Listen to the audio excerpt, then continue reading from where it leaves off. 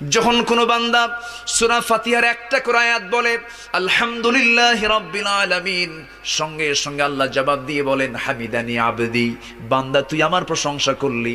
আর রহমানির রহিম যখন বলে আল্লাহ বলেন আসনা আলাইয়া আবদি।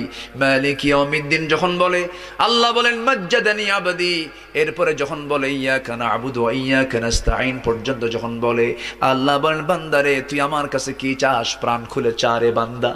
ইহদিনাস সিরাতাল মুস্তাকিম থেকে শুরু করে নিয়া ওয়ালাদ-দাল্লিন পর্যন্ত যখন বান্দা বলে তখন আল্লাহ বলেন বান্দা নামাজের মধ্যে এমন প্রেমের খেলা খেললি বান্দা, তুই যা চাইলি সব আমি আল্লাহ কবুল করলাম।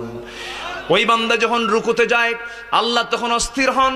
ওই বান্দা যখন সিজদায় যাওয়ার জন্য প্রস্তুতি নাই, সমস্ত ফেরেশতাকে ডাক দিয়ে বলেন ও ফেরেশতারা, এই বান্দাগুলো আমাকে দেখলো না, রাসূলকে দেখলো না, কোরআনকে দেখে হাদিসকে বিশ্বাস করে আমাকে খুশি করার জন্য তার সবচেয়ে সম্মানজনক জায়গা সিজদা আমাকে দেওয়ার জন্য, আমার তার মস্তক আমাকে দেওয়ার জন্য কিভাবে সঁপিয়ে দিচ্ছে।